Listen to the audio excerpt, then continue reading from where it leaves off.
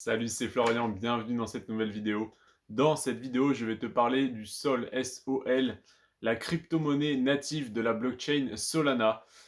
C'est la huitième plus grosse crypto-monnaie en termes de capitalisation, avec une capitalisation de 59 milliards de dollars. Ça a même un petit peu évolué, j'ai eu des chiffres qui ne sont pas ceux d'aujourd'hui, depuis voilà, le moment où j'ai tourné, où j'ai enregistré en tout cas, pas enregistré du coup, mais écrit la vidéo. Donc on est un petit peu plus que ça.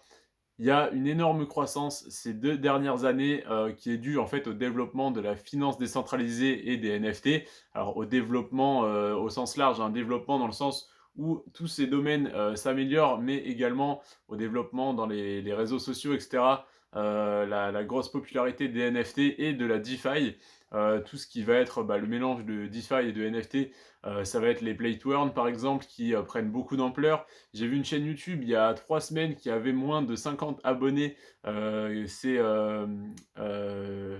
mince, c'est quelqu'un qui appelle ses abonnés mes rich et mes riches. C'est Boo Rich, B-O-O, espace R-I-C-H. Je ne sais pas combien d'abonnés il aura au moment où vous regardez cette vidéo, mais en tout cas, actuellement, il en a plus de 1000. Il a passé les 1000 abonnés alors qu'il y a un mois, il avait moins de 50 abonnés. Il fait tout simplement des analyses de jeux Play to Earn et en un mois, il a passé la barre des 1000 abonnés. C'est juste énorme en fait et c'est là qu'on se rend compte de l'engouement des gens pour les NFT et pour les Play to Earn en même temps. Moi-même, j'ai joué à des Play to Earn sur la Binance Smart Chain, j'ai joué à Crypto.com. Sur le réseau Polygon, j'ai joué à Sunflower Farmer.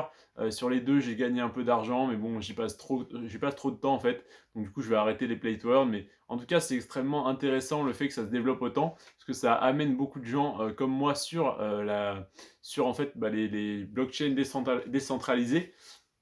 Et du coup, ça aide les projets comme le BNB, comme le Matic ou comme par exemple Solana à progresser et à gagner en popularité. D'ailleurs, la blockchain Solana a enregistré 1,48 milliard de transactions en novembre 2021. 1,48 milliard, c'est juste énorme. Si on divise par le nombre de secondes qu'il y a dans un mois, on trouve le nombre de transactions par seconde qui doit être juste hallucinant. Et il faut savoir que du coup, c'est une blockchain qui encaisse très bien autant de transactions, contrairement à Bitcoin ou à Ethereum, qui sont extrêmement lents, extrêmement chers et pas du tout scalables tant que en tout cas Ethereum n'est pas passé à Ethereum 2.0. Donc du coup ouais, c'est loin devant le numéro 2 qui est la Binance Smart Chain par exemple. Donc voilà, avec là du coup Solana 1,48 milliard de transactions. J'ai pas les chiffres pour la BSC, mais apparemment c'est très loin devant, donc c'est très bien. Du coup, deuxième avantage, enfin troisième avantage du coup, tous les projets crypto prennent de la valeur grâce à la technologie de la blockchain qu'il y a derrière. Et notamment aujourd'hui, Solana, c'est la blockchain la plus performante. Comme je te le disais, du coup, 1,48 milliard de transactions en novembre 2021, c'est le numéro 1. Donc c'est la blockchain qui enregistre le plus de transactions et qui est donc le plus scalable. Tiens, j'ai le chiffre juste là. Tac, tac, tac. Là. Ah oui, non, j'ai pas le chiffre, mais par contre, je peux te dire simplement que le traitement de transactions est multiplié par 3000 par rapport à Ethereum. Alors, multiplié par 3000, il me semble que Ethereum, c'est 15 transactions par seconde. En tout cas, je sais pas quand est-ce qu'a été écrit l'article sur lequel je me base, mais c'était sûrement fin 2021, si je me souviens bien. Donc, du coup, on va dire qu'on est à 3000 fois 15 transactions par seconde. 3000 x 10, 30, donc on est à 45 000 transactions par seconde, c'est un truc de fou en fait. Ensuite, du coup, Solana a l'ambition d'accueillir 1 milliard d'utilisateurs. 1 milliard d'utilisateurs sur Solana, ça fait des centaines de millions de transactions par jour. C'est juste énorme, mais quand on voit qu'ils sont déjà à des quantités de transactions de 45 000 par seconde, c'est hallucinant, mais c'est largement réalisable. Donc voilà, en fait, c'est le plus gros avantage de la blockchain Solana, c'est que c'est la première blockchain qui peut être utilisée par le grand public, dans le sens où en fait, une blockchain qui peut être utilisée par beaucoup de gens, ça ne veut pas dire qu'elle va l'être, mais ça veut dire que le jour où quelqu'un a besoin de construire un projet énorme, admettons quelque chose lié à la santé ou je sais pas, où tout le monde peut consulter son carnet de santé en ligne sur un réseau, et ben du coup il y aura pas 200 personnes ou 200 000 personnes, il y aura 7 milliards et d'ici là peut-être 10 milliards de personnes sur Terre qui auront un carnet de santé à consulter sur une seule blockchain. Donc même si chacun n'y va qu'une fois par an, au final ça fait quand même 7 milliards d'utilisateurs ou 10 milliards, c'est énorme. Donc il faut une blockchain qui puisse encaisser tout ça. Parce que le jour où il y a un problème de santé publique mondiale comme le Covid, où tout le monde va se rouler dessus, il ne faut pas que ça soit down à ce moment-là. Donc voilà, le jour où il y a un énorme projet à lancer là-dessus, eh bien il faut ce genre de blockchain. Donc c'est le genre de blockchain déjà qui va être utilisé par un nombre énorme de personnes parce que la rapidité et les frais sont géniaux. Mais en plus de ça, le jour où il y a un énorme projet à lancer par une entité publique ou autre, eh bien ça sera sur une blockchain aussi scalable que celle-là. Et ça ne sera sûrement pas sur le Bitcoin ou l'Ether tant qu'il n'est pas en Ethereum 2.0, tant qu'il n'est pas en Proof of Stake. Alors, ensuite, il faut que je te parle du projet Hubble, le projet Hubble développé donc par l'équipe qui est derrière Solana. Le projet Hubble, qu'est-ce que c'est? C'est 3,6 millions de dollars de récoltés, déjà pour le lancement tout simplement du projet. Donc ça veut dire qu'il y a des investisseurs derrière qui y croient, et pas qu'un peu. À long terme, c'est tout simplement, le but est d'étendre la DeFi sur Solana. Donc c'est-à-dire tous les projets DeFi qui aujourd'hui sont bien, mais auraient besoin de plus de scalabilité, auraient besoin de plus donc, de rapidité, de moins de frais, etc. Les faire passer sur Solana, donc améliorer la branche DeFi de Solana, faire en sorte que les projets migrent vers Solana et que les nouveaux se créent directement sur Solana.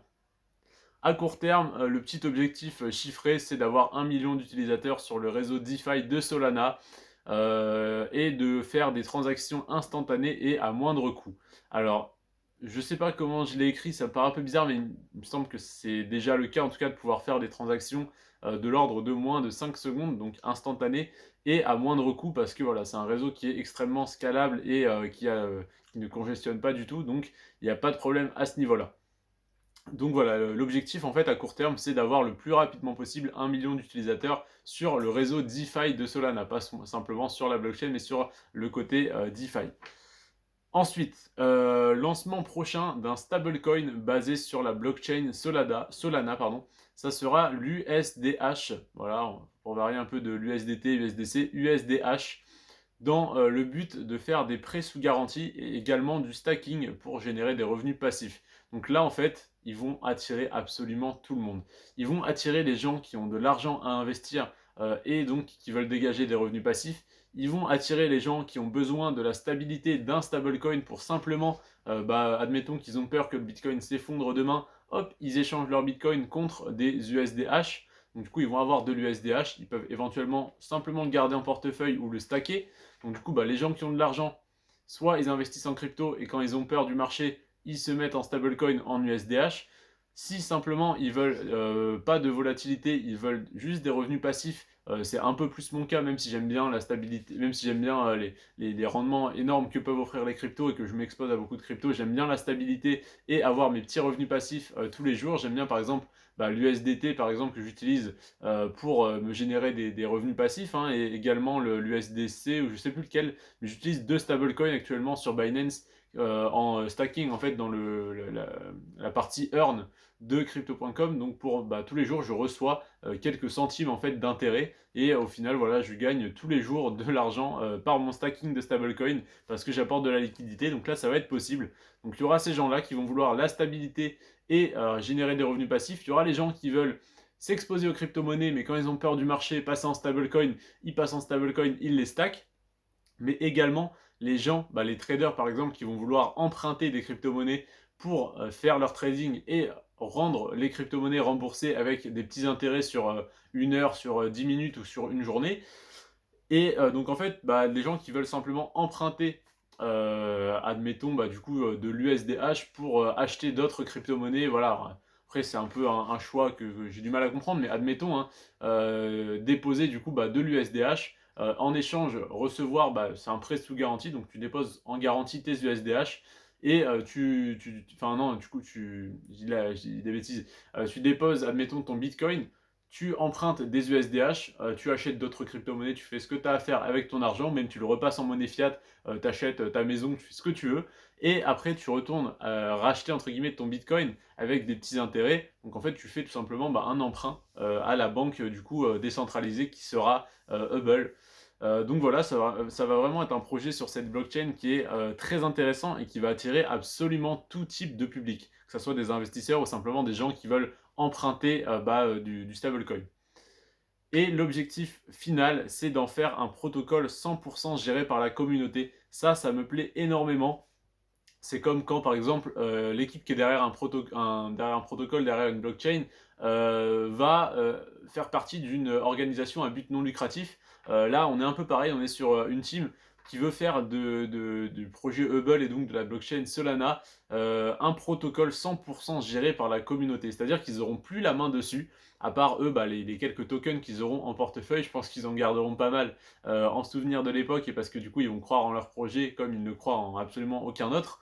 Sinon, ils bosseraient pas comme des fous dessus. Mais en tout cas, voilà, ils auront plus ce pouvoir de décision qu'ils ont actuellement tant qu'ils sont en train d'améliorer le réseau, une fois qu'il sera totalement optimisé et totalement autonome. Alors, c'est pas pour tout de suite, j'imagine, hein, ils vont sûrement continuer à l'améliorer pendant un bon bout de temps, mais l'objectif, en tout cas, c'est d'en faire un protocole 100% géré par la communauté. Donc ça, c'est vraiment c'est même plus que de la transparence, c'est offrir en fait leur travail, même si je m'inquiète pas pour eux, ils vont sûrement récupérer une bonne partie du gâteau d'ici là, hein, ils font des bénéfices énormes, j'imagine. Mais en tout cas, voilà, d'avoir cet objectif-là et de pas dire oui, je vais devenir le plus gros PDG de la plus grosse blockchain, mais d'en faire un protocole 100% géré par la commu, c'est vraiment un très beau projet et ça me plaît énormément quand je lis un white paper. Ensuite, du coup, le dernier point que je souhaite aborder avec toi, c'est tout simplement comment acheter du Sol, en fait, de la crypto-monnaie Sol, du réseau Solana. Donc, tu peux l'acheter sur Binance. C'est là que je te recommande de l'acheter. Alors, c'est pas très original, hein. C'est le plus gros exchange, le plus gros réseau qui existe. C'est pas pour rien que c'est le plus gros, c'est parce qu'il a les plus faibles frais de transaction. C'est parce que il a le plus de paires de crypto-monnaies disponibles. Si aujourd'hui, admettons, tu as du Bitcoin, directement avec ton Bitcoin, tu peux acheter du Sol. Si ton Sol, donc ton Solana, tu veux le revendre, mais le garder en crypto, mais pas le remettre en Bitcoin, hop, tu le revends contre des USDT, donc du coup contre des dollars en stablecoin. Enfin, vraiment, tu peux tout échanger, donc c'est vraiment génial.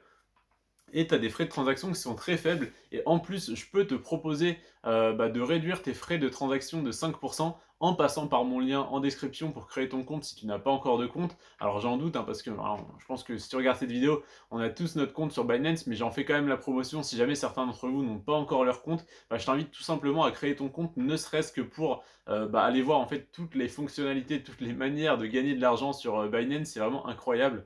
Et puis même, c'est le portefeuille. Il est un peu plus compliqué à prendre en main que crypto.com. Je te propose aussi le lien pour crypto.com en description, mais franchement, tu as tellement de fonctionnalités, l'application. Une fois que tu la maîtrises, elle est incroyable. Donc, je t'invite voilà, à télécharger Binance, à évidemment faire tes propres recherches sur tous les produits financiers qui s'y trouvent, hein. Je ne suis pas conseiller en investissement, mais je te conseille en tout cas de t'intéresser à ce type d'investissement, même si je ne te dis pas d'y investir, mais voilà, tu fais ce que tu veux avec ton argent, mais n'hésite pas vraiment à aller voir sur Binance. Donc au moins créer ton compte, et même si tu n'investis pas aujourd'hui, au moins tu auras cette réduction. Même si tu te dis je reviendrai plus tard créer mon compte, passer sur le lien dans la description, tu auras la flemme, tu vas taper Binance dans Google, et si tu n'as pas créé ton compte, ils vont te proposer de le créer et tu n'auras pas la réduction. J'arrête de t'embêter avec ça, je te dis simplement que tu peux donc stacker en fait ta crypto-monnaie Sol sur Binance. C'est aussi pour ça que je te le recommande. Tu peux la stacker, donc la bloquer sur 90 jours et avoir 12,12% de rendement annuel. Donc c'est 12% sur un an. Donc du coup là sur 90 jours c'est un quart, donc c'est 3%, 3,03% sur 90 jours du coup. Ça veut dire que si tu déposes 100 dollars en Solana, eh bien tu as l'équivalent de 103 dollars dans 3 mois. Après évidemment le cours va varier, va fluctuer, hein, mais sur le long terme il fluctue plus à la hausse qu'à la baisse. Donc même si momentanément tu es dans le rouge, tu verras que sur 90 jours, il y a des moments où tu seras dans le rouge, il y a des moments où tu seras dans le vert, des moments où tu vas dire ah si je l'avais pas stacké, j'aurais pu la revendre plus cher. Si tu l'avais pas stacké, je te garantis que tu l'aurais pas revendu, que tu l'aurais gardé parce que tu aurais espéré que ça monte plus haut. Donc au final, le stacking c'est une très bonne option pour ceux qui veulent se générer des revenus, mais également pour ceux qui n'ont pas les nerfs assez solides et qui auraient revendu à la moindre hausse de 1%, alors que la crypto peut faire 20% dans la journée. Donc c'est très intéressant, mais je te propose encore mieux. Alors là, c'est un peu plus compliqué, c'est du stacking en double investissement. C'est un peu différent, c'est un peu plus risqué, on pourrait dire. C'est un peu, ouais, c'est vraiment différent en fait. Mais du coup là, tu as un rendement de 59,5% par an au lieu de 12,12. Donc c'est bien plus intéressant. Faut vraiment que tu comprennes comment ça marche. Je vais pas te le répéter, enfin je vais sûrement te le répéter sur toutes les vidéos, mais je vais aller de moins en moins loin dans les explications. N'hésite pas à aller voir ma première vidéo donc sur le Bitcoin où j'en parle plus en détail, ou sur l'Ether, je ne sais plus. Mais en tout cas, il y a une des deux vidéos où je l'explique à fond. Je vais simplement te dire là que c'est un peu plus compliqué que le stacking normal, mais que ça peut être très intéressant, que je t'invite donc à faire tes propres recherches. Donc n'hésite pas à passer par mon lien pour créer ton compte. Vraiment, ça me soutient parce que moi, je récupère une partie des frais de transaction que tu économises au final. Donc on est tous les deux gagnants. Je te remercie d'avoir regardé cette vidéo. Prends soin de toi et de tes finances. Ciao.